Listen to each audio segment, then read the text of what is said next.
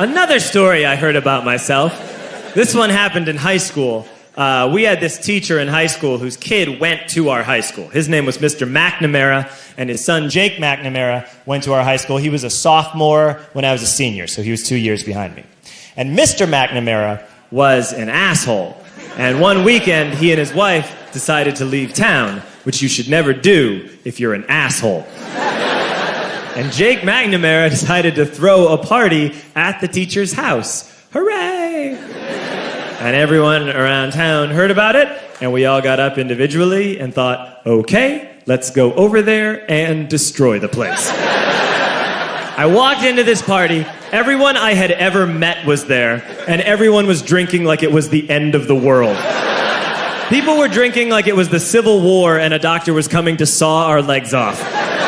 It was totally unsupervised. We were like dogs without horses. We were running wild. I walked down to the basement. They had a pool table in the basement. One dude took a running start and threw his body onto the pool table and broke it in half. Another kid found out which room was Mr. McNamara's and went upstairs and took a shit on his computer.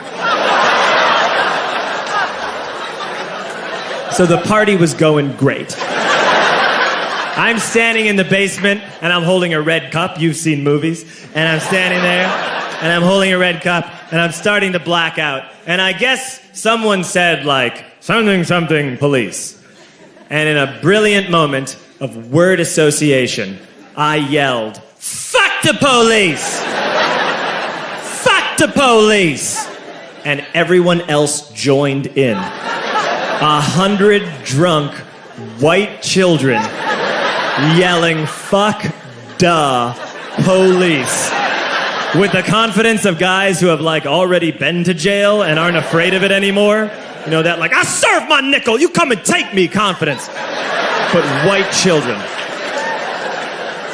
The reason someone had said something, something police was because the police were there.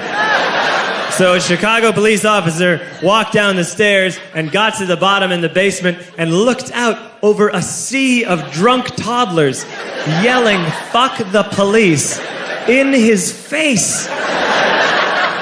And he was almost impressed. He was like, wow. And then he leaned into his walkie-talkie and went, get the paddy wagon. And my friend John, who is now a father, this man now has a baby, he grabbed a 40, smashed it on the ground, and yelled, scatter! And everyone ran in different directions.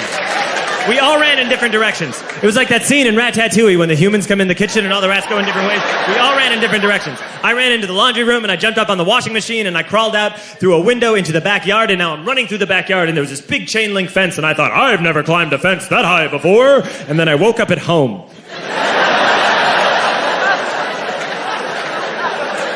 On Monday, I went to school because that's what we did back then.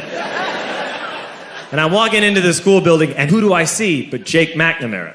And he says to me, hey, were you at my party on Saturday? And I